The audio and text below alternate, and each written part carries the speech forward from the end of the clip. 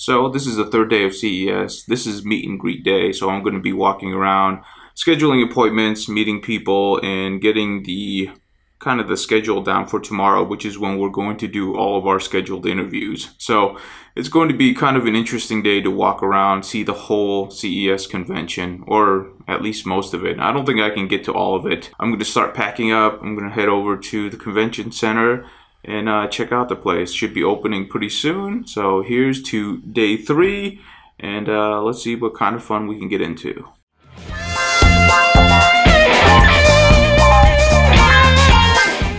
I just got in at CES. I just went through the right gate. I'm actually in the right area. This is where all the VR and the gaming stuff is going on right now. So lots of cool stuff happening, and we're just gonna have some fun.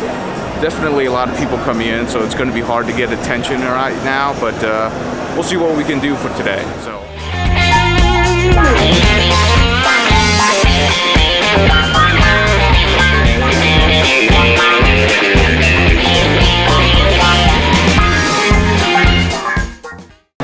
So I'm over here at the 3D center, I guess, and 3D VR is still very popular. Actually, over here we have like an 8K one, which is pretty cool. I mean, it's a really wide screen. Pretty cool stuff coming over here, so it's definitely not dying down. Definitely plenty of interest over here. So.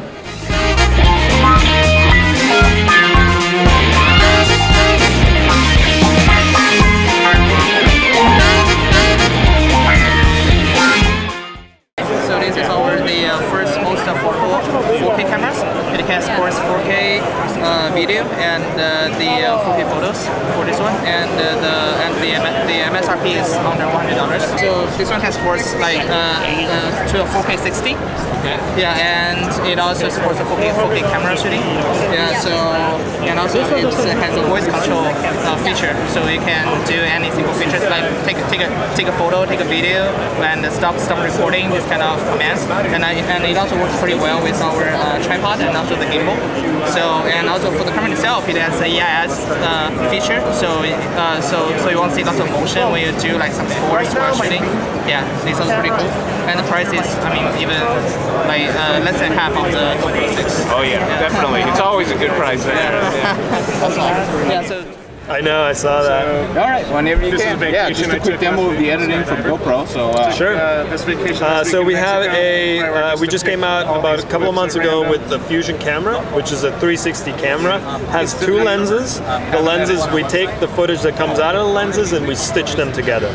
Out of that, this is our local media on our GoPro app, where we have preloaded some footage that we can take a look at and see what the 360 footage looks like, and I can also show you what overcapture looks like. So when we go into here, we can start playing the footage that's 360, and here I can move this around and follow the skater around however I want. I can also zoom in, zoom out to make like a really cool little planet thing, and I can also use the phone's gyroscope to look around.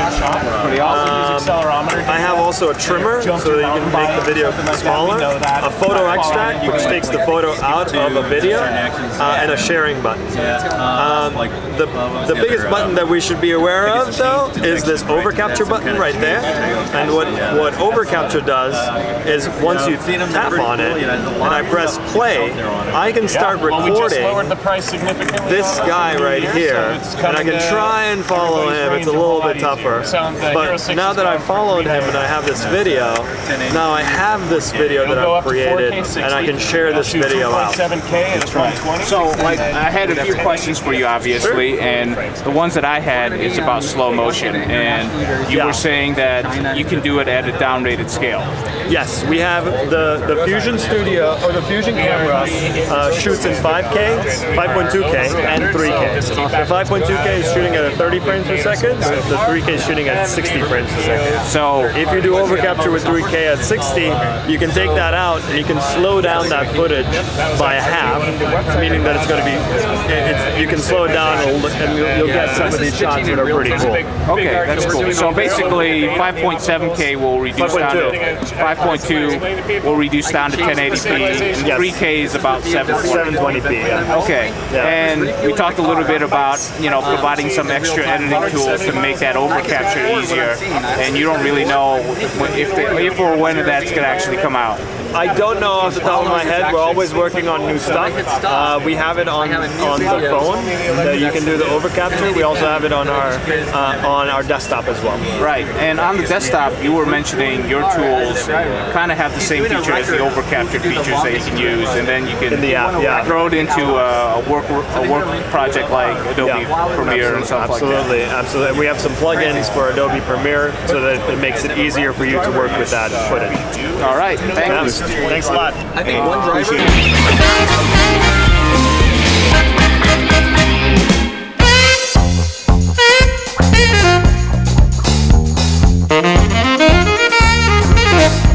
Okay, I think I found myself in the quiet section of the CES. Like, there are massage chairs back here. I mean, what can go wrong? Definitely a fun time. Definitely the electronic sections, VR, anything mobile, cameras, they were all super busy. Got the blue booth right over here too, which is pretty cool. And they've got some pretty nice things going on. A lot of speaker stuff that's going on over here. Just got done with, doing 3 to 4 hauls. And I still got a lot more to go, but that's not the point of this one. The point of this one today is to talk about vlogging in public. And it's weird. It's very weird. People look at you kind of funny. People think you're doing something strange, but you kind of just have to get used to it. It's one of the strangest things that I do here. And it's always funny to watch other people's looks when you're actually vlogging while you're walking around. And you just have to get used to it. I don't think there's any way to ever do something and make it look like it's normal, especially when you're carrying a camera and you're talking to yourself and there's like just a buttload of people everywhere. I mean, this place is just packed filled. A lot of people just tired, people eating food everywhere, just about to go past a food court. And, you know, starting to get used to it, but it's still a little hard, especially when you're walking and you're trying not to bump into people. But you know, you get used to it and it's kind of fun after a while, but it's always still weird. Hey, YLAM here. Just got back from CES. This is the first day. Definitely a fun day and lots to talk about. I still want to go back to me talking about vlogging because it's still very weird. I did actually see a couple of YouTubers out there, a couple of big ones out there. So you can tell that they do come out here, they do this stuff, and it is represented here at CES. But for the most part, it is still an unknown art out here, and you get a lot of weird faces when you start talking into a camera. So it's a little fun, it's a little weird, and like, it's hard. It's hard to do it when you're walking down a path and there's a bunch of people looking at you a little strange. They know what they're doing. They know what they're seeing. They just haven't experienced somebody do that like where they're at. So it's definitely awkward, right? But if you just kind of, I don't know, forget about them and just concentrate on what you want to talk about, which is what you should do, it goes away pretty quickly. I noticed that, you know, when I'm trying to remember the content that I want to talk about, most of the time you just forget about everybody around you, or, you know, you try not to trip, you know, as you're walking. There was a lot to see. Let's talk about the drones. There were actually a lot more drones than I thought. But the thing is, though, all of the drones were similar. Like they had different controllers, but they did all the same things. There wasn't really anything on the aerial photography and video side that was like groundbreaking, in my opinion. Pretty much everything that has been done up to this point is done by the big manufacturers, and when I mean big manufacturers, I mean DJI. There were so many different like Spark clones out there. I mean, they looked very similar. I was like, okay, I guess it's a good product, but I mean, it's a cheap drone, right? Well, cheap, $350. I'm not sure if that's considered cheap or not, but there are a few that we want to highlight. So we kind of scheduled something. We're gonna get out there and try to do a much more polished recording interview from them. There was a lot to see out there.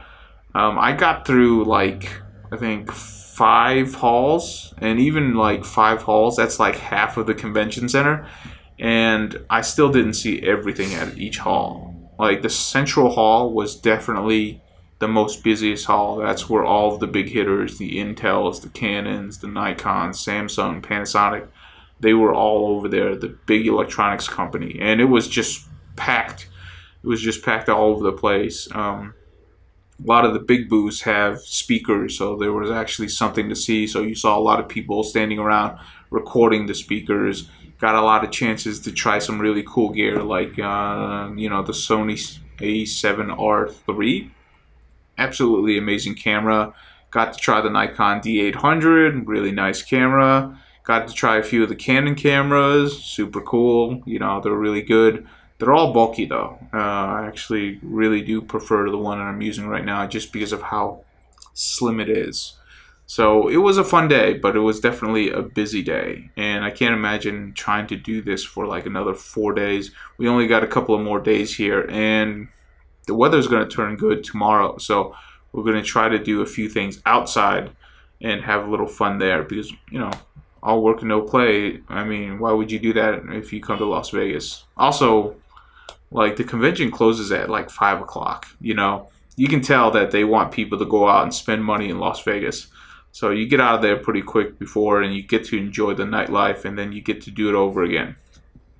I will say though, like people need to shower.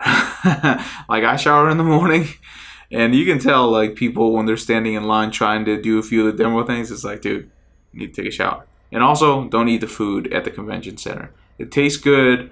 It looks good. It's very fulfilling, but like that stuff will get you sick. I can't explain it, but it's one of the things that I do to try to keep myself healthy is that I try to have a good breakfast, and I'll just run through the day without eating anything in there, and then I feel much better. Just have a good dinner, and then I've been able to survive most conferences without getting sick because of that. And you really do need to take good care of yourself if you go through the conferences, because like so many people there. The whole Asian thing where they wear masks, they still do it here. It's a little weird, but like most of them take them off by the time the convention starts. But I don't know, maybe it's become a cultural thing because of like, you know, how easily diseases like jump and, you know, and propagate. But all in all, really good day. It finally stopped raining, thankfully. It's been raining the last 2 days, so it's kind of sucked here.